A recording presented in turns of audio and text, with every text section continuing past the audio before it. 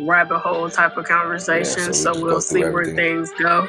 And I always kind of preface things with like I'm very particular about the stuff that I intake, so I miss a lot of stuff that's happening. So I think it's So you like we can refresh you at the same time. Yeah, this combination is perfect because you always up to date on the current events. I better let's do it. So right off rip, what you think about the AMAs, man? I know I couldn't wait to have your point of view. I mean, AMAs are the AMAs. I don't really expect too much from them, I'll say. It's the American Music Awards. I don't really, they're not on my radar because they've never tried to be on our radar. They've never done anything. I mean, I think this year they did get a couple right. I think didn't Roddy Ricch win an award? Like they had some not award the AMAs. winners. I don't think it was it? I think, let me check. I'm about to check now because I think they have. I was more so shocked off. You know what? Once I heard about The Weeknd and Doja Cat, I think I kind of really just fell apart. Like, really, you know, best new artist. Doja Cat won best new artist. Right. And The Weeknd. The Weeknd.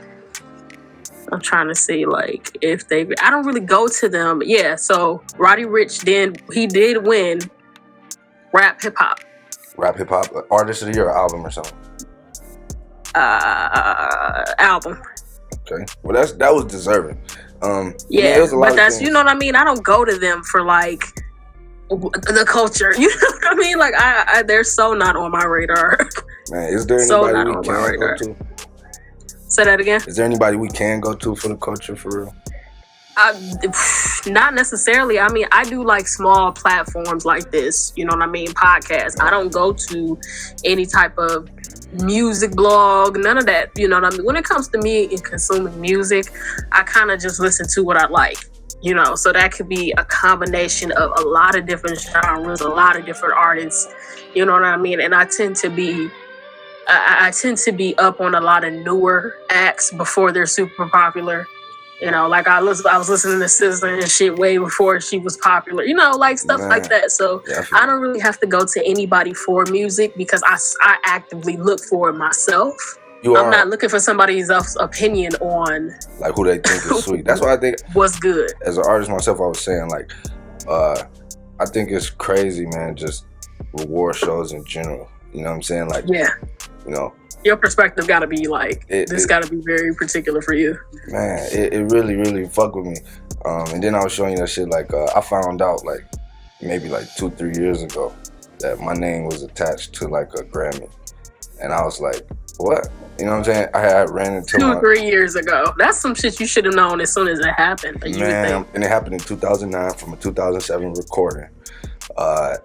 And DSA, they got it. They got everybody's name, all the people's name and shit attached. But it's just like, I just wish I would have known. You know what I'm saying? Like, Especially that the fact that you are an artist, you're actively pursuing music, whether that be for yourself, whether that be for your supporter, you know what I mean? To have that type of motivation and that, like, that's just a little something different. And I don't know if I should blame the school or them, but I used that leverage to, I got in contact with somebody from the Grammys, like some rep, and the next thing you know, told them the situation, and next thing you know, I haven't heard anything else about it.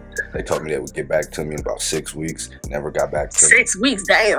Yeah, and this was about 2017, 18. I ran into like my old band director, and it tripped me out was that he was telling me like, you know, kids still coming up there and taking pictures in front of the Grammy, and I'm listening like the Grammy. See, we used to have a shit called Grammys Night at DSA, which was like their talent show every year. So when he first said it, I was like, Grammy Night. I'm like, the Grammys? I didn't know what the fuck you talking about. They had this big unveiling of it, you know what I'm saying? They had people from the Grammy there, and then I just never was a part of it. You never knew anything about that? Ever, you know? And then I didn't graduate from DSA. I just happened to be in that year, that class that was that particular band, you know? So that's another thing too. So they probably didn't even know how to get in contact with me, to be honest. But either way, you know, I just think that better late than never, though. You know now. Better late than never. Don't do nothing for me now, though. Yeah, I mean, but it still kind of do. Like, I think it still kind of do. It's still such a, I don't know, as an artist yourself, you know what I mean? I know that that's just like I think it's more so a testament to quality. I don't think it necessarily, I mean, this kind of goes into the conversation about the Grammys. I don't think they really signify anything. You know what I mean? I don't think that they are as important as a lot of artists try to make them to be, but it does. We can't act like it doesn't mean anything. Exactly. Now that's the thing too, because I hate that, like, I just growing up, I used to always be like, man, I used to just want a Grammy so bad, right? Like, I just wanted a Grammy, like, growing up, right? Like, I wanted a Grammy. That's all I knew. I was like, man, I want to be the first kid with a Grammy. I remember saying that when I was a kid, right? And then next thing you know, growing up more and more, and then me getting detached from music and always coming back and getting detached and coming back. That's always been my relationship. And it just, that right there really kind of, like, it soured the Grammys forever for me. You know what I'm saying? Like, I was already so removed from the Grammys by how much they would just do Jay-Z or do the hip-hop category. They just do the culture wrong. Man, and on that note, too, because a lot of times they miscategorize. I want to ask you that, too. Like, yeah. Yeah. Even with the AMAs, all the award shows, pretty much, how do you feel just about Doja Cat and The Weeknd both winning their respected soul R&B Artist of the Year, as well as how you feel about Taylor Swift being Artist of the Year? First and foremost, I didn't even know Taylor Swift was coming out with anything. I haven't heard anything. The most I've heard about Taylor Swift this year has been the battle she's been going through with her label and her trying Justin to get her Bieber's manager. Her shit, like Justin Bieber's manager. You know the funny thing about that's the reason why she was the Artist of the Year, is because he owned the masters, and she's going back and re-recording all her old shit and re-releasing it. Yep. So that right there is actually, I can't even be mad at that, to be honest. You know what I'm saying? I mean, nah, not necessarily, but that's what I've been hearing about her. I didn't hear anything about music other than her re-recording her old music. So I find that very interesting. You know, even in the aspect of when labels push someone, you see them. Yeah. They're everywhere. You hear it. You know, I ain't heard shit from Taylor Swift. I haven't heard a song. I haven't seen a commercial. Folklore. Yeah, me neither. I mean, I'm just being honest. Like, no. You know, and no. I respect Taylor Swift. You know, I still feel. For sure. I as an artist, I just look at her like, when I heard that, all I could think about, unfortunately, was just like, where was Kanye West when you did that? Okay. You know what I'm saying? We've been through this before. And that's why it's just like with the Grammys, I'm just like, I'm waiting for everybody else to not give a fuck as much as I don't. You know what I peeped to? It'll never happen. You know why? Because it's just like contracts and like job positions. The minute that the person who has built themselves up inside the company is respected, got enough professionalism and everything to where that they could just benefit others, at that point in time, they got to find someone who could do the job for cheaper. Yeah. Same thing with these artists. We see how Jay-Z treated the Grammys until they gave him a front row seat, right, on main time TV. But then even on that particular episode, when him and Beyonce was front row, they still made sure he took his Grammy off the camera. That they didn't show Jay-Z getting his Grammy that same award show. But what I'm saying is, in that same regard, it's just crazy the way that the smoke and mirrors and the way they make you feel like they throwing you a branch or opportunity, but at the end of the day, they're just using you and bringing in somebody who look at the Grammys like it's just the biggest thing. Again, like if Jay-Z said pretty much. A new artist is happy to get a Grammy though. You know, we hear Cardi B get a Grammy and then we can't hate on Cardi's Grammy. We can't be like, of course not, because like I said, it does mean something. But we can't really let it be our measuring stick. Exactly. It can't be our measuring stick. It's like, yes, it does mean something, but it should not be the criteria that we measure some type of success in the music industry by. Have you heard of the famous people who never won a Grammy? Some, but you can refresh. Do we got like a list we can pull up? Yeah, I got it. See, right off rip, I just know a few people. I'm pulling it up now. Diana Ross, Snoop Dogg, J. Cole, and then maybe I should check J. Cole's recent what's the name, because if J. Cole did get it, I'm going off like last year, but the year before. Where they I don't feel like he got one. Yeah. All right, here we go. Popular artist who's Jimi Hendrix. Woo! Come on now, that says it all right there. He is. Tupac. Oh God. Nas has never won a Grammy, and I think that was kind of like the big thing about this year that he may have been up in the running to get one this year. Yeah, that was bullshit, because as a hip hop artist, even though that we all love Nas, I don't think that this is his moment. I don't even know the other people's moments that's in the Grammys. To be honest, we can't go back and be like, well, he deserved the Grammy for Illmatic, so let's give it to him now. Fuck that. No, they know.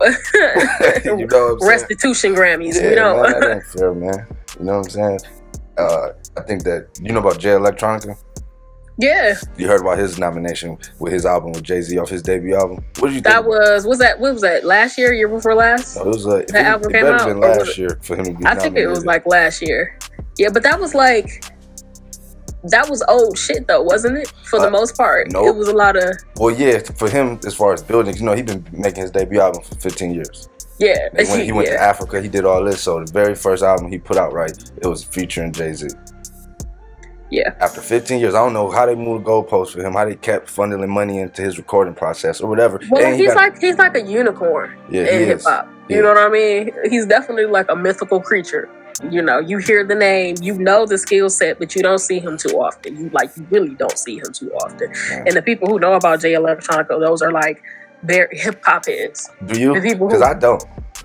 And I thought I was a hip hop head. Like, do I mean, I know. I only know verses. I don't know verses. Yeah, I know. Like I said, he's like a unicorn. He's like a mythical creature. Like, they make it seem like they move the goalposts for artists. Like, and like I said, I can't say he's not. He only put out like one album. He hasn't put out that much music. That's he only put out this project with Jay-Z. He's attached to other mixtapes and shit, but he's not actual official work, body work. This, and what's so crazy is Jay-Z was on 90% of the album. Yeah. Like, who has Jay-Z on the debut album? With 90% on it, like, yeah. Kanye couldn't do that. J. Cole couldn't do that. So no, not a debut, no. I thought that was... He don't even do, like, collaborative shit like that. Man, I think that was cheap. He must have him... mythical creature. Gotta have him by the ball somehow. I don't know what it is that he had. They've been funneling money into his shit for literally for 15 years, man. For sure. They sent him to Africa. I couldn't believe it. But look, the hip hop. You heard about D Smoke over Pop Smoke album of the year? What you think about that? If you gonna hear Pop Smoke should have got it, but that's what I mean when I don't go to the Grammys for shit of the culture. That right we need to stop. I feel like they made a mistake. Like, it was a smoke, right? Wasn't it a smoke that had? It was some kind of smoke. But that's what I mean. Like, even though I will say I like D Smoke. D Smoke is very talented. D-Smoke, though. I have an issue with D Smoke though, that it fucks me up from listening to his music because his tone is so much like Kendrick that it just bothers me. Yeah, I understand and I respect that, and I say the same thing. Like, he sounds so much. He's different, but it's literally just the tone of his voice and everything is so much Kendrick-esque. It just kind of like bugs me up sometimes. But I mean, I don't expect anything else. The Grammys has had a history of not getting it right. And I really do believe what Maya Angelou said. When someone shows you who they are, believe them. You gotta believe so it's like year after year, we keep having these same discussions when we need to be having, even if it's just some type of online social media type of internet award show. Yeah. You know, I do see like some platforms. I think Everyday Struggle, they used to have like their Everyday Struggle awards. Yeah, it wasn't hitting on nothing, but they should have been more. We should have respected it. They need to add R&B on Everyday Struggle. I'll be saying that in the comments every episode. I'll be like, y'all be real selective with the R&B news. Like, yeah, for sure. But I mean, I don't really think that academics, I don't know. I don't really think that's kind of like his. He's a savant of R&B. You ain't never heard him say that? That's what he's saying, but he really be like, I feel like he just found his niche, so he have to ride the niche. But like, you can expand to a whole different demographic if you added something else. Mm. Everything I've been seeing from Everyday Struggle seems like it's just getting shorter and less, and they spend it like, you know what I mean? Like I had took a break from watching it. I took a time period from watching it, and when I started watching it again, I saw that they dropped it down from an hour to 30 to minutes. And I'm like, damn, how much shit can you cover? I can understand. I've been watching Everyday Struggle every day since it came out because I was at Pure Detroit. So it was like... you had that time and you needed to find some shit to feel the time. And it was during that point there where I really was like, you know what? It became a cycle in my shit. Like, okay, what time it is? It probably didn't came out just to pass your daily time, episode. You know? I used to do the same shit. I definitely used to do the same shit. So I became manager and I had a lot less time to do shit like that. You know. I feel you. But I that right there, I do feel you. He definitely should open up his market because he's insightful, and I think that he misunderstood. I think one thing though that's his downfall. He's brave too. Yeah, he really is. But that his downfall is his misogyny.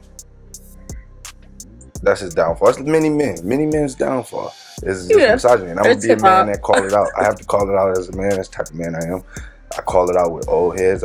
I got into it with old family members just recently because of just the way that they use like old philosophy. Like if it's an old man, like, hey, asking a younger woman around and something like, can you go grab this for me? It's a little boy right there. You gotta go ask him. Fuck what you doing? Shit like that. So I gotta call it out at every level. So when I see what Act do, it's kind of like that's his hinder. That's really his hinder.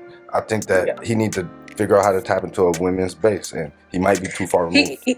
He I mean, like you said, he is in his pocket, and and we all know that up until, I don't even necessarily say up until, because recently it's been more open and in the light, but the hip hop culture is very misogynistic. It's kind of been built on a lot of it has been probably since like the 90s. A lot of misogyny kicked in around the 90s hip hop, and it's kind of carried on throughout the years. Fortunately, we are in a movement now where it's being brought to light more. I was recently watching the Drink Champs episode with what is that nigga name? Hitmaker. Oh my God, it was terrible, man. Yeah. It was so terrible. Look, the information that I looked to gain from every time I watch Hitmaker interview, I grabbed it. But at the end of the day, he said certain things about women. You could tell that he's just a nigga with a complex. The way that for sure. And it's for him. It's definitely, I don't know. What do you expect when you kind of grew up? You see, when he said how young he started at 12. You know what I mean? And put in the industry at 12, and your influence, you hanging around DMX in the middle of life. Like, I'm gonna be the next Diddy. Niggas who feel like that. And I used to think like that, not like to the T. I used to know I had my own character, but niggas really just want to be something they emulate. They want to emulate something they see, And I don't even feel like he as bad as a person as he tried. It ain't even just dudes though. What do you explain? It's not just men. Women do it too. What do you mean? I mean, even down to, I think maybe even a little bit. I won't say even more, but if you think about a lot of mainstream women culture, social media, the popular women are the ones who look a certain way. Right. And you kind of just have a ripple effect of other women doing more things to look that way. Oh my God! So you have the women who don't look that way. There's no originality. Yeah, it's kind of like a ripple effect, So it might just be something in human nature. When you don't really know yourself enough, you kind of drift. I don't know. You look out to whatever you see being accepted the most. Just a drift, man. On that note too, we was talking about like a lot of women play that like on social media. I want to talk about it like in music industry too, right? Because like we know that they gave even though they did give Cardi B her roses, because I mean she had a big enough year, you couldn't really ignore her. For sure. Remember? So it was so huge. She hit Latin crowds. She had all that. She had that I Like It. She had all kind of big shit. So they couldn't deny her. But do you think that it's a problem with like as far as originality inside women hip hop? Oh hell yeah! Do you? So you like?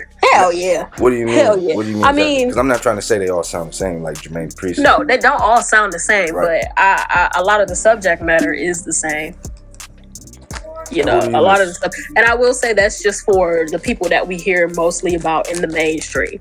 Now, I won't say that that's their fault, right? Not at all. You know what I mean? But a lot of consumers don't necessarily know how much control there is of the artists in the music industry. There's not a lot at all.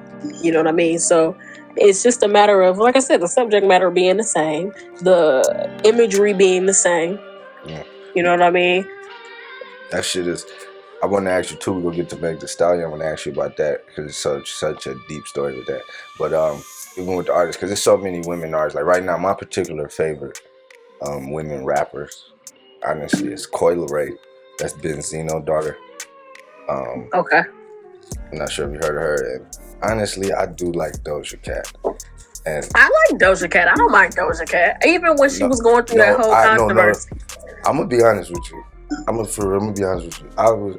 I feel like I got hip to Doja Cat first, right? I had started fucking with her the minute Mook came out. I'm like, bro, this is actually really creative. Everybody was dogging it, right? So then I listened to everything she put out there, Amelia, everything, and so I've been hip to the end. I like Doja Cat because she's so different. I mean, that's one of the reasons why. And then she has the talent to go along with that weird shit. Like, did you see she did like a heavy metal rendition of Say So? No, hell no. That shit She's was incredible. She's really so talented. I think like the thing that I hated about it, right? It was me being a black man and being a fan of her at the same time. I think the only thing I didn't like about her, just being honest, was that she was with Johnny Utah.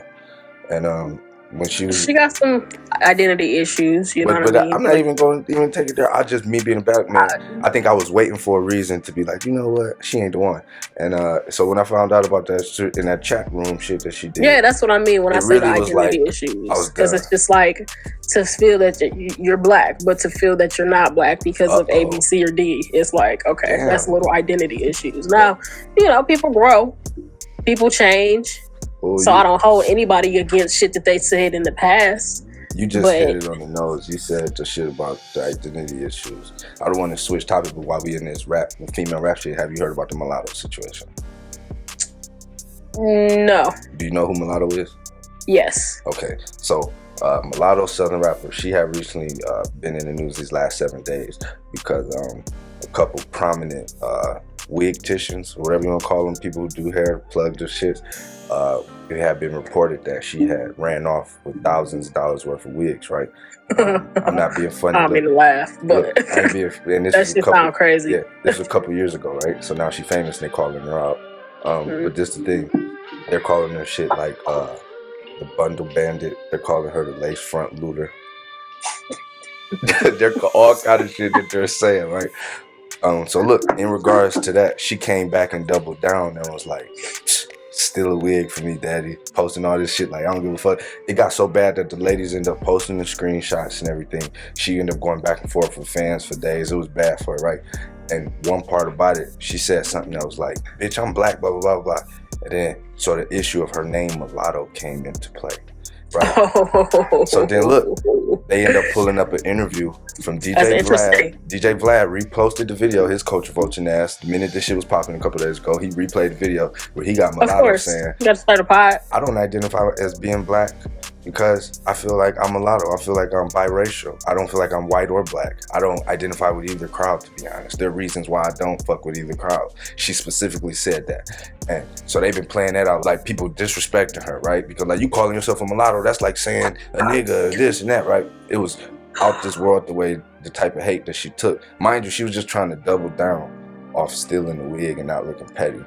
And in return, so I want you to know what you think about that. Just, you know, of course, just being a woman and being a black woman, knowing how we look at like people who mulatto and consider things like that. And so for the fact that she trying to, is it like saying nigga? Is it? It's interesting. Can I call myself little nigga? Little nigga. Little nigga. Big nigga. This is right. What the fuck? This is interesting, you know, being black, because we have these type of issues. We get hate from outsiders, but we also get hate from within. Colorism is a big, big thing. As a black person, I've even experienced it as a darker skinned woman. You know, hearing shit like, "Oh, you cute for a dark skinned girl." Like, colorism is definitely a thing. Yeah. It's a double-edged sword, but we're gonna talk about that right now. Yeah, and it seems like because we have so much focus on the external issues that we have, the external enemies, you know what I mean, fighting the racism from other races, we often kind of overlook this problem that we have inside of our community. You know, it's interesting. I don't know. I mean, I can't speak I'm not biracial. Okay. I've always identified just solely as black, even though my grandmother is biracial, and she's had experiences. That makes you biracial, cuz. Yeah, I know. I took the ancestry test and all of that shit. So that's the thing. You know? Like, yeah, I'm like, it's Irish. I'm like 20% Irish or some shit. Like, yeah, but you know what I mean? She's had issues with, she faced discrimination for being light-skinned.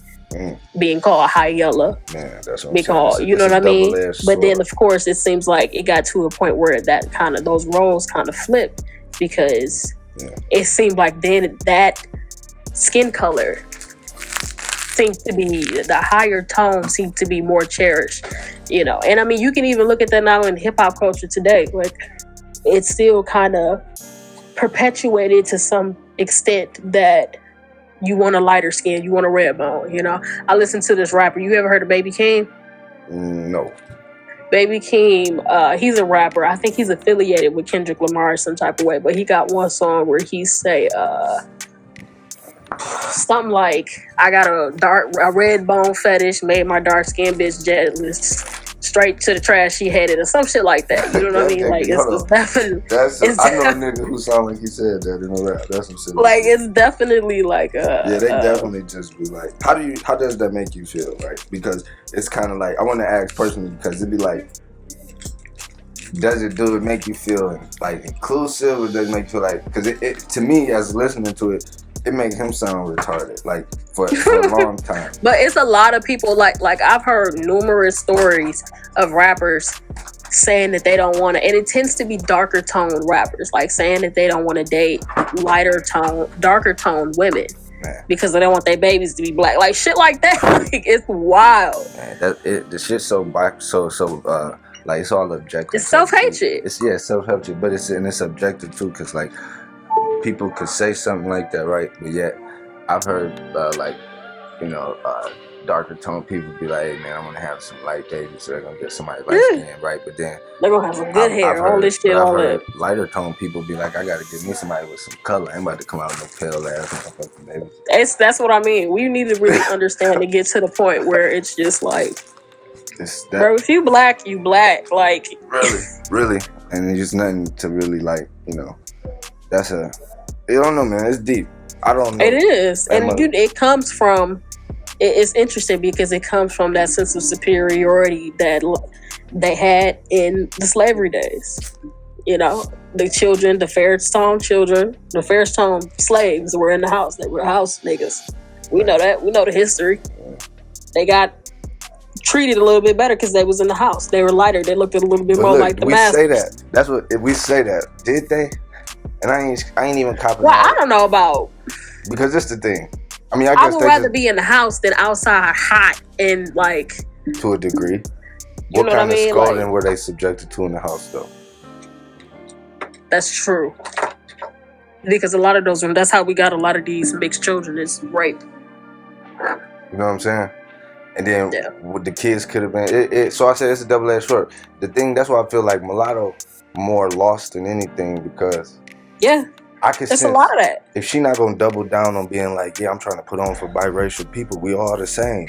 She trying to make it seem like it's a new box check off. She put it in her namesake, so you can tell that means something. That's terrible. It's not even the first instance of that type of thing in, you know, the female hip hop community. Azealia Banks has major colorism issues. Super talented, but she wild as fuck, and she got like a lot of self-identity issues. Yeah, she really, her shit is that's a whole story in itself, man. She's something different. I could see some of the hatred towards her, but then at the same time, I could see a little insecurity. I could see a little major insecurity. I could see a huge, like you said, what you say, identity issue for sure with her. Colorism is all under the umbrella of colorism. Well, look, and back to Doja Cat. Before I go to Meg, I wanna when that shit happened for her, man, I stopped fucking with her because, like I said, I was already kind of salty that she was into white men. She didn't like black men. So when I seen what she was doing in the chat, I'm like, oh, she is just all fucked up, right? So then I was like, boom. But then she came back like, that's my thing. Oh, shit. You know what I'm saying? I came back and that was my shit again. And, that's the best way to redeem yourself as an artist. Come out with a fucking hit. That's sad too, because I just forgot about that shit too. Like, that's my shit, right? And then, I'm not gonna hate on her for winning the award, because I have been doing a lot of. I feel like I've been trashing her this week But I'm not. I want to get that perfectly clear. I just believe the miscategorization of her being so R&B when I love R&B so much, and not only that, there's so many other deserving women R&B acts. Tiana, Summer Walker wasn't nominated. Tiana wasn't not was. I don't necessarily Summer know and about Janae was in that category. Yeah, it was those three nominated. Tiana. They forgot about her. They forgot. I don't know how. How you forget about Ari Lennox? They could have had a deep ass, But the thing is, and in the weekend winning soul R&B. Now I'm gonna be real with you, cause but without me even asking you, I could feel you're a big Weekend fan. No, you're not. I like old Weekend. I don't really. That's what I'm getting at. That's what I'm getting at. I don't know anything about the Weekend outside of "Girl, You're Worth It" and this new rollout with the beat up shit. Those two things in his career, I admire so much. It was the one album. I think it was Possible. Well, let me see. I need to. It was literally just one album that I really liked, but he wasn't. I don't know. He started to get mainstream. He started to get real poppy, and I don't really care for that. You know what I mean? I like Weekend, Coming Down Weekend. Yeah, when that Take Care Weekend was wild. The lo-fi type of darker type of beats, and that shit was like, that was the Weekend I liked. The content is still the same, but you know what I mean? The lyrics and shit, he's still talking about the same shit, drugs half the time, but the tone, the beats, the music, none of the rest of that is the same. It's more mainstream. Do you know that he beat the Chris Brown and Drake's No Guidance for the soul R&B? I don't know how. That was the song of the summer, or whatever the fuck that came out. That was over the summer, wasn't it? It was the summer. You're right. Yeah, that was the song of the summer. That song is the video was dope. I like to see Drake when he's in his acting bag. Right. Do you hear Obama said that he wants him to play him? Obama said he wouldn't mind Drake playing him in the movie. Wow. That's another biracial hate, though. That's what I'm talking about right there in the game. I ain't saying nothing wrong with Drake, but then he Canadian. This ain't the time for that. I'm just. It's different. I'm different. Tired of that shit. Well, we got a whole Drake. Like, I'm tired of that. Don't give him them kind of credit, Obama. What the fuck?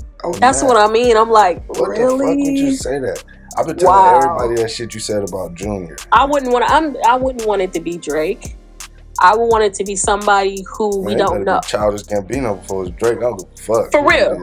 That would be better. But that shit is sad. But like you said, he grew up. I don't know. It is what it is. But that was like, I don't know. And his baby has blonde hair and blue eyes. Man. How black is he? And then not to be like that, but he was raised in Canada. Yeah, it's just a different Toronto experience. with a non-ethnic mother. Yeah, and it's not to say that he's any less anything. Yeah, but I can feel his soul. It's just saying that it's. I don't know. Yeah. Obama's from Chicago. No, Hawaii. Yeah. By way of yeah. Remember, he came to Chicago after he got grown and went to college. That's interesting. He graduated college after law school. He moved to Chicago. That seems very random to me. Hawaii. Of all places. Of all of them. You know what I'm saying? You might as well say like Alaska or some shit. Like really think though. Like he really. That's very interesting. He really went, and that's what I'm thinking too. Like he could play basketball and he knows a lot of the shit. But what I'm saying is, he's charming. He's charismatic. Oh man, incredible. I watched his Breakfast Club interview. Did you see it? Obama's, I didn't. He just did a couple days ago. His very first one. I wanted to wait until I was back at work. Okay, yeah, you definitely should check it out on your route. You'd love that shit. It was Charlemagne wasn't a punk. And I respect Charlemagne for grilling Obama the way he grilled Biden. He just was like, do you think that we still gotta want to be white for these white people, man? Come on, man. And he gets those words out. Man, I was like, man, and he damn near addressed Biden shit. I think I was looking for that question too directly. That for him, I wanted to hear what Obama thought of Joe Biden tells Charlamagne that if you don't vote for me, you're not black. I wish he would have asked him that directly. I think that he said it in a multitude of questions, and Obama hit it, so they didn't have to go into it. But I would have brought it right back. Like, man, when he said that, man, I was fucked up. You know, I would have tried to. I mean, definitely, because like, what? Who are you to even? I mean, I get it. He kind of said it in like a little joking manner, but there's truth behind jokes. Like, it's truth behind jokes, and he just. It's like, what? Like, why would you even say that? Like, it felt like he didn't have nothing else to say, and he felt like that was gonna be the winner right there. Man, that's gonna be it right there. And I'm glad if you ever peeped. Joe Biden, and it worked. Did you know they was rapping the interview at that moment? But if you go back in that moment, Charlamagne was like, no, he shut that shit down. But the interview was rapping. But if you peep, Charlamagne was really shutting that shit down at that moment. Like, he couldn't believe Joe Biden said that. He was like, no. And I admired that too, because that let me know he wasn't a puppet. Yeah, I mean, that's definitely one of the reasons I think we all like Charlamagne, is because he's so open and he's so candid. If he has a question, he's gonna ask it. And a lot of people don't have that type of heart. Like, that takes a real type of heart. It's like, what you gonna do? You know what I'm saying? Either you gonna answer it or you not gonna answer it, but that's gonna be it. You know, an issue that I've been running away from these last couple months, but we gotta tackle it, is the Meg and Tory situation. I want to say why I've been running away from it, because as a male, I know that this isn't my fight. That to choose sides is to assist the victim, and so regardless of, like, you know, how I feel about Tory's music being better than Meg's music, not being a fan of Meg's music, I won't say any of that shit at a time like this to discredit Meg in any way, because I think it's gonna go back to the Tory Meg. So if I be like, damn, her album trash, I feel like that's me. People gonna put me in the box saying, oh, he must fuck with Tory, believe Tory didn't shoot her and all that. And I think we in such a sensitive time. Shannon rap. Well, I will say that you're not her demographic. Exactly, but she's not making music for you. But I know a lot of men that even accepted her. People. Well, I mean, the younger generation. I don't even mean no offense. My music. I gotta show you this. My learning of music is different because I had older people who introduced me to what they were listening to. I listened to the shit that my mama was listening to, my auntie was listening to. So I was listening to the shit of that time. You know what I mean? Like, a lot of, when it comes to hip hop, like a lot of Tribe Called Quest, like De La Soul. I was listening to the Fuji shit. Yeah, you got a Wu-Tang Clan, like. You got a deep bag. I'll be seeing you post the stuff on Facebook. I'll be like, oh, her bag deeper than I thought. Like that's where I come from, and that's because the people before me, like I said, my family, I just listen to and consume what they listen to. So I have a different criteria, and I feel like a lot of the mainstream market, they're very, I say this in like with the utmost respect, but like they're very malleable, they're very gullible. You know what I mean? They like what you give, you know, and I'm not saying like that's the demographic that Meg Thee Stallion has, but there are a lot of who's ever popular, they're going to like them pretty much. Whoever they push in it, they're going to like them. Yeah, and that right there is the sad part, because it's like those big ass Balenciaga shoes. Just because we telling y'all this hot, making some people, y'all going to act like this sweet. It's like, pretty much. This the thing. I have not heard. I swear to God, I try to listen to keep up with everything, man. I could catch when any type of, you know, feel like, okay, this artist got something. I have never heard one verse or song from Meg that was like, I mean, I see the little gimmicks they try, like the Beyonce, different little shit, but it wasn't even me. So it was just like, but it wasn't even that sweet on there. Like, Cardi B don't make songs for men, but I loved some of her music that she was putting out at a certain time. Like, she really figured this out. She did shit. It's a different type of, maybe that might just be a personal choice because it's a different type of flow. I think I like Cardi's music more. Because to me, it feels a little bit more melodic in a way. Maybe she feels a little bit more swaggy. Yeah, it'd be like, man, be like, took it. I'd be like, dog. Yeah, like. Did you hear about and Meg is I will say, me and you, we're a little bit more laid back, and Meg come out with a lot of like type of music, and I'm not really. Man, that's not my energy level. she don't smooth it out at all though. Like if you're gonna come aggressive, at least smooth it out a few times. I have never heard her come out. But again, it's a demographic for that. You know what I mean? We seeing it.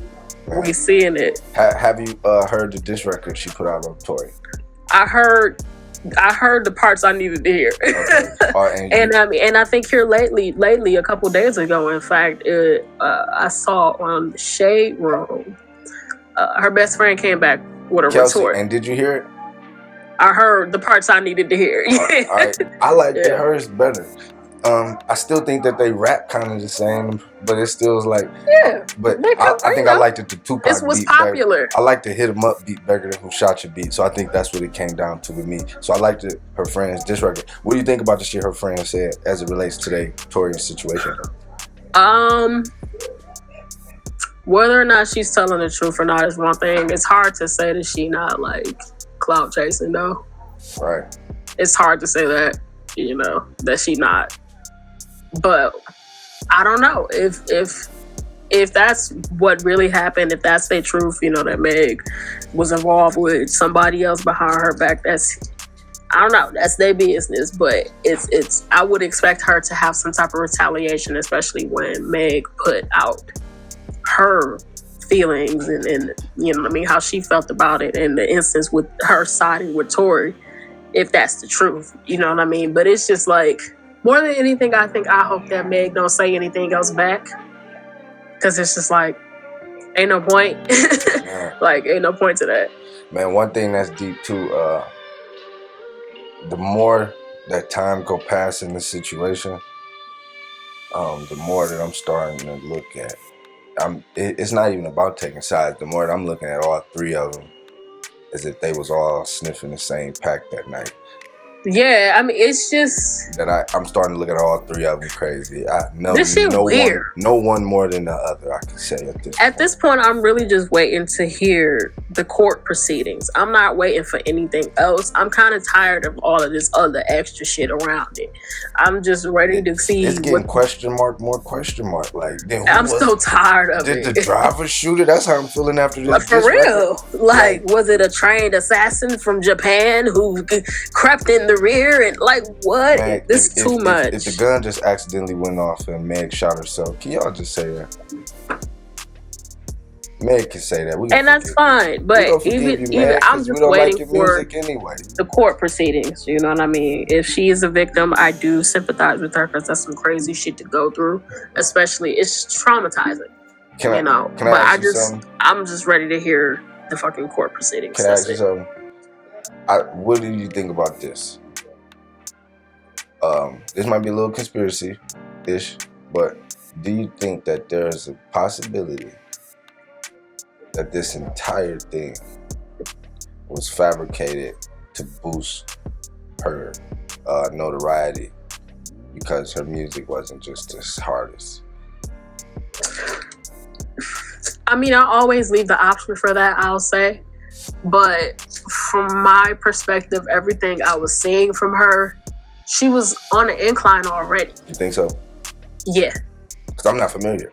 So I'm not even know too much of the... She at that time, she had already had a song with Beyonce. That's it there. She never sell. I heard that people say that her sales are trash. Like her Nintendo sales. I don't necessarily know about the sales, you know what I mean? But like I said, when you kind of don't have to read those type of spectrums when you see somebody and you constantly hearing somebody. For me, like I said, the Beyonce shit, that's it. Yeah. That's it. You know what I mean? And she had that feature before all of this even happened. She was already on the incline. And I do want to ask you this too, because I see this trending on Twitter. They're talking about with Kevin Hart trending. I want to ask you, have you seen his stand-up? I started watching it, but I'm going to tell you,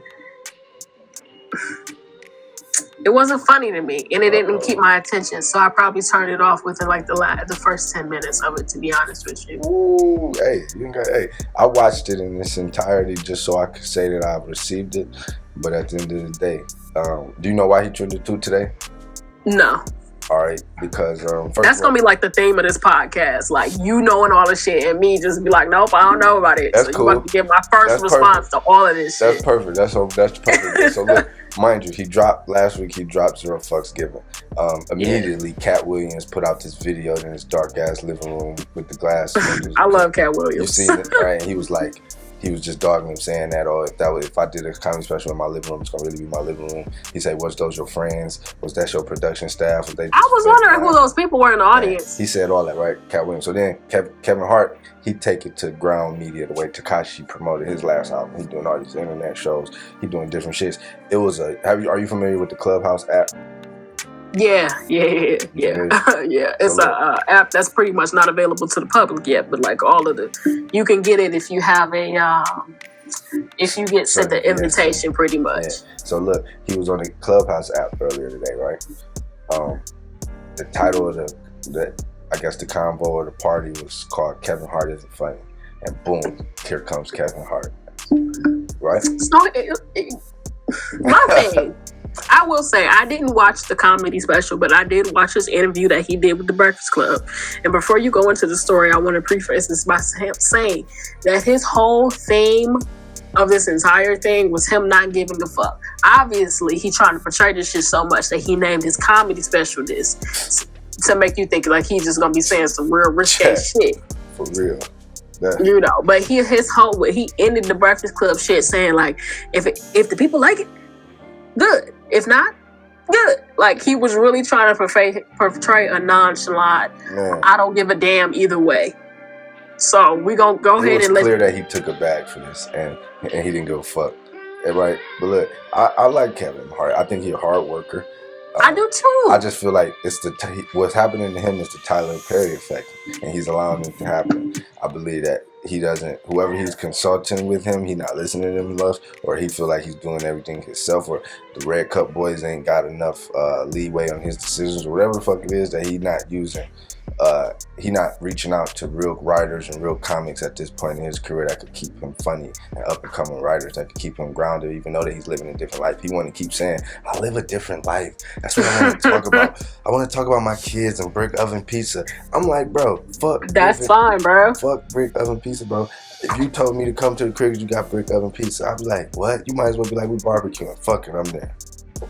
I mean, I get it because we expect this type of evolution I will say some people, a lot of people expect this type of evolution for rappers. You know what I mean? We see it and we love when Jay-Z do it. He's evolved and he started to talk about his marriage and his, you know what I mean? We love it. We want people to evolve. Yeah, I do. I love his. But you got to understand his content and accept that you're going to lose some people in the midst of that evolution. Do you think Jay-Z's content was ever trash? No. Right. And that's the thing. Jay-Z was able to somehow evolve and us respect his evolve, but he wasn't giving us mediocre shit. It's consistency. Kevin Hart is the biggest comedian, but he's not the funniest. No, he's not. He's not. I used to like his older stand-up. I liked his older stand-up. He's in movies, he's okay. I've been following Kevin Hart since I don't know, a lot of people may not know this. He used to have a sitcom. Oh man, he used to have a sitcom. It was like a family sitcom. Holy shit! Soldier. Early 2000s, maybe like 2003 or some shit like that. He had his own sitcom. It was only on for a short period of time. Yeah. Damn. But I've been knowing about Kevin Hart since back then. Yeah, that's deep as shit. That's another thing. I'm heavily into comedy as well. You know what I mean? I like a lot of stand-up comedy. You know what I mean? Paul Mooney. Like, I like stand-up good comedy. And I feel like as he started to get more money, he started to get less funny. And it happens like that with everything, though. Like, if you talk sports, the great ones are the ones who could still be great, have all this money, but still have a chip in the edge to want to be better. Now, Kevin Hart feel like he in the stratosphere by himself, saying that every time you can't say something that's not funny or he gonna get offended. He not even funny no more with that aspect. He's not. But look, people were shitting on him because he's still using the my son done my daughter a hoe. He said it in this one. He's still using that. And Cat Williams was like, bro, we are in a global pandemic. Niggas killing, police killing. That's bold. Man, these kids getting older. You ain't gonna keep calling me too many hoes, baby. Dumb. He like Cat Williams like, man, we got all this shit going on and shit, and that's what you keep coming with, man. He's like, man, you could have had so much to talk about, but you don't want to offend those corporations that you're tied to. Is that what it is, Kevin? Precisely. I feel like it's definitely that, because the opposite of that, on the other side of the spectrum, is Dave Chappelle. And Dave Chappelle does exactly the opposite. He talks about what's going on. He talks about the real shit that's happening. This real shit that's happening with him. You know what I mean? The real shit that's happening in the world. And he's consistently done that. Right. And because of that, he's become to this level that he is now. Yeah. You know? This is the thing, so it just show you kind of like both sides of the coin. This is the thing. I'm gonna read off Kevin Hart's response to his Clubhouse shit, and then I'm gonna go through a couple tweets. He was like, had an amazing conversation. This 7 hours ago, Kevin Hart said, had an amazing conversation in the Clubhouse app today. Real talks with real people. This is the direction that social media is going in, people. Pretty dope. So that was his response, right? He tried to politically correct it to, I guess, people who not know the details. Boom. Let's go to the people. They're saying that this Clubhouse room featuring Kevin Hart is a mess. Kevin Hart said black people have a culture of tearing each other down. That Ed Lover said black people love to hate you. White people will embrace you wholeheartedly, but black people will shit on you. It's just so much they're saying. They're saying they made a room called Kevin Hart Isn't Funny. Then Kevin Hart entered the room and they told him to his face. That's black people for you, right? Like, they're saying Kevin Hart is the new title. They're saying Kevin Hart is the new title. There you go. Here go somebody. They used the.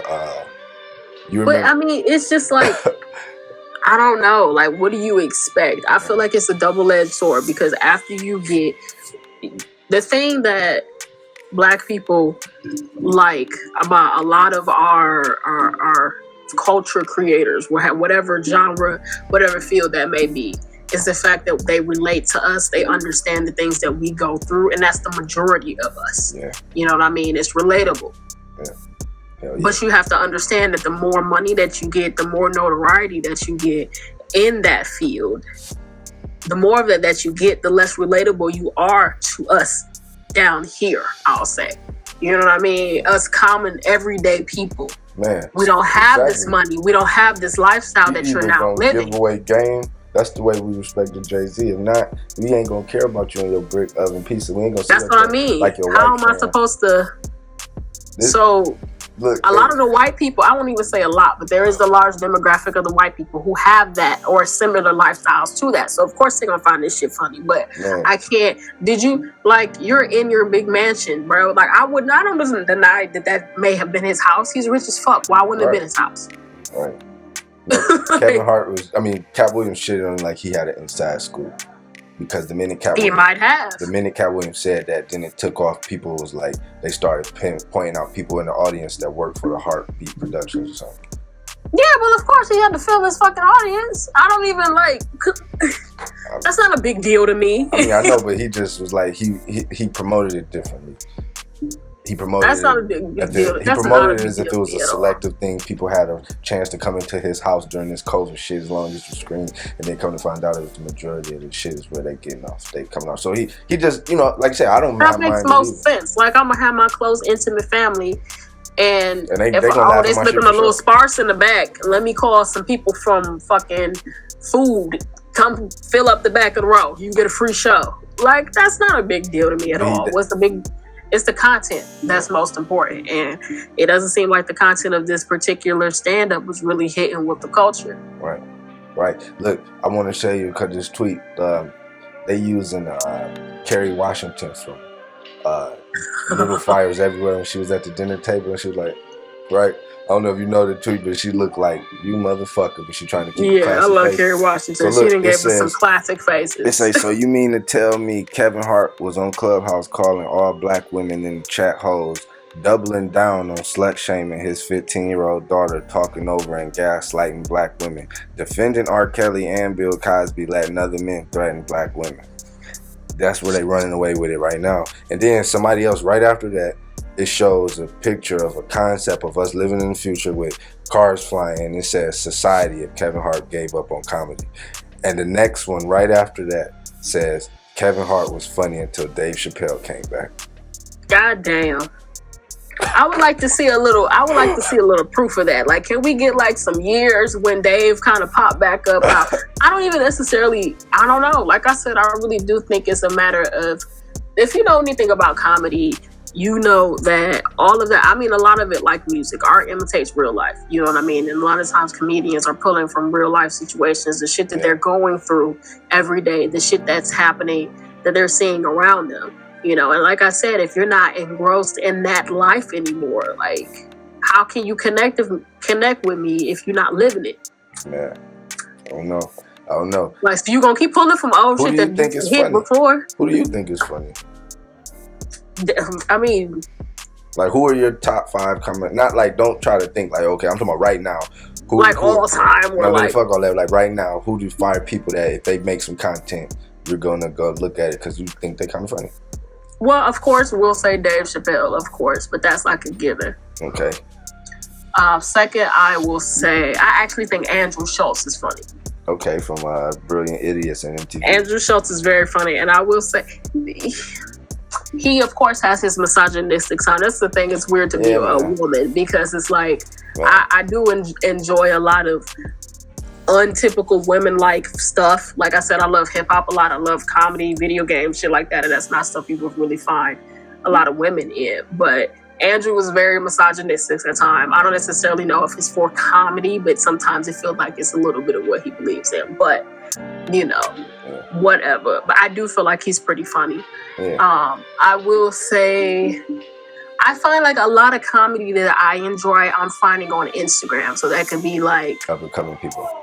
Yeah, like there's this one dude in particular I've been watching, Trey Talks, and it's like people can get really creative on there, and they do like their little skits, they come up with their little characters, and I enjoy that a lot. I like Bill Burr.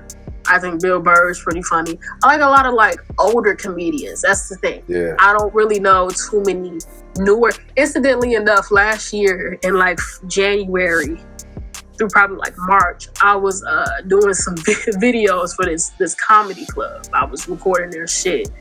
It was a comedian, Tony Roney, and he had a comedy club in Starters, and I was going to do like some video for them. He wanted to do like this reality TV show, so I was pretty like, I had a up and close eye with comedy stand-up comedy. So that gave you and a lot of that shit was like old school comedy. Godfrey, I like Godfrey. Godfrey is pretty funny to me. Okay, I like imitations and shit. Yeah, but incidentally enough, another thing I like about Vlad, other than not Vlad, but Godfrey, other than the fact that he is pretty funny, he has really good stand-up comedy. He does really good impressions, but he's very pro-black. And he's very pro-black. And that's exactly why him and Vlad cut ties. He cut ties with Vlad in that same regard. Yep, and I commend him for that. More than cut ties, like Godfrey don't just cut ties. Like Godfrey cut ties. Godfrey blast your ass. Godfrey would tell all of his audience, you know, Godfrey two people, like, fuck you. You know, two people who I always would listen to whenever him and Amanda, what's her name? She was on the reel for a second, then Amanda Seals. Amanda, from Insecure and all that. She's when dope. Him and them talk, you know that they about to go crazy on some shit. They be, you know. Yeah, I mean, I like people when they stand by the shit that they believe. Yeah, they are exactly who they say they are. Yeah, and you can tell by what they do. Actions speak louder, you know. Yeah, that shit deep. See, I want to give a shout out right off with my favorite comedian at this moment. I go by stand-up specials as far as the big ones, and then the up-and-coming ones. The last stand-up special that I just thought was hilarious was the D-Ray Davis one. And D-Ray is dope. I don't remember, he had his face in the back of it. I don't remember which one exactly, but it had to be within the last 2-3 years, and I thought it was hilarious. So I hold him in a regard. Of course, I still like Mike X and Cat Williams. I like Dion, the dude off Blackish, who worked with Dre. He getting big. He's silly too. He be like, you know what I'm talking about? Hell yeah. Hell yeah. He's up. I follow him on Instagram. He's really funny. One of the first little stand-up things I saw from him, it was the one where he used to have like the list. He would come on stage with like a pad in his hand and a pen, and he would be like, joke 1.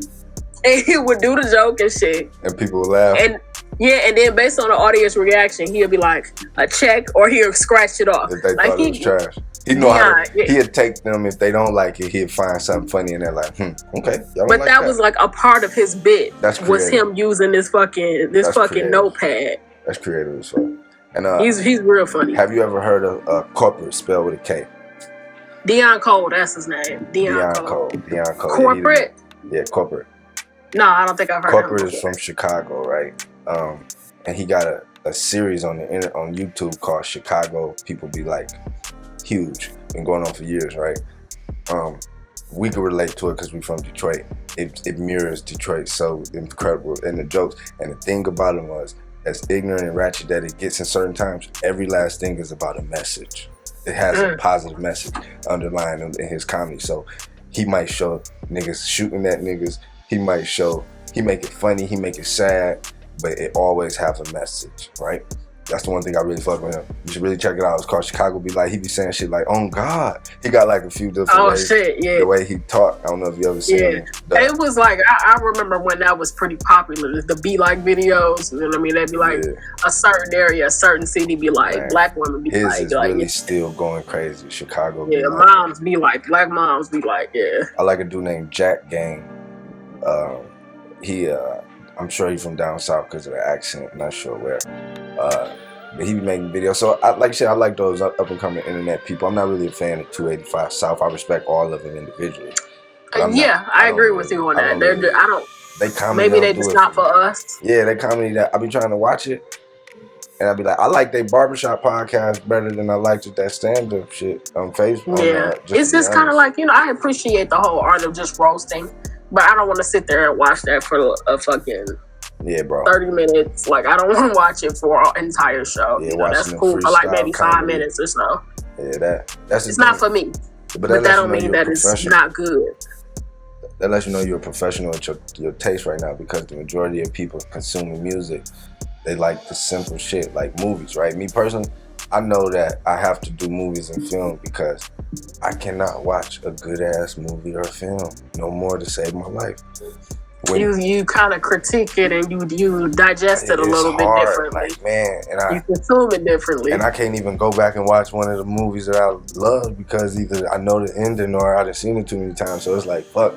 And on that note, I seen a new movie called Run. I want to know if you saw it. Run. Let me look at it. Who's in it? Oh my God, her name is Mark.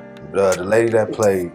I'm about to look it up right now. It was the lady that she played on American Horror Story, and she be You are in luck, because I actually saw this movie. You are in luck. You are in luck. For real. Yes, I saw this movie very recently. This shit. Okay, have you ever seen that?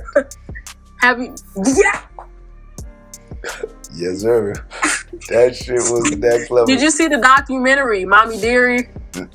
No, but I saw the documentary first. No, I seen the 5-part on ABC after the act because I was still engulfed in the story that I had to see the real story. It's a wrap. We so in luck because I consumed all of that shit. And that's what Run was. It was just another one of those. Yeah, what did you think about it though? And what do you think about the act on Gypsy and that type of story too? Like, not even after you say how good the movie and stuff was or whatever. Are we talking about the act or are we talking about Run? The Run first, because that's what's trending right now. But people are comparing it with the act, so the act trending too. But I mean, Run, I don't like the fact that the story was just, it felt so regurgitated to me. You know what I mean? It literally was just the same shit, and then they wanted to add some weird shit at the end to make it different. And they added the fact that she can't walk for real. Right. I don't want to spoil it for anybody, but that's what they pretty much tried to add some shit right at the end. They're just gonna throw some shit in there to kind of try to skew it and to try to make it something different. I don't want to spoil it, but look. I love Sarah Paulson. Is that the mother? Mm-hmm. From American Horror Story. Sarah Paulson. I love her. She was the movie to me. I literally say she's my second favorite white woman actress. My first is Toni Collette from U.S. Terror and from Hereditary. Okay. She's my first female white favorite actress. Right now? All time. Well, no, right now. Right now. Okay. I won't say all time. My second I love Julia Roberts so much. My second is definitely Sarah Paulson. I love her shit. She was the movie. She was. Now, mind you, look, I'm not gonna give a spoiler alert, but I could just based off of this how I would want somebody to promote my movie, right? So I'm watching it in the beginning. You know, I see it the way it was opening up.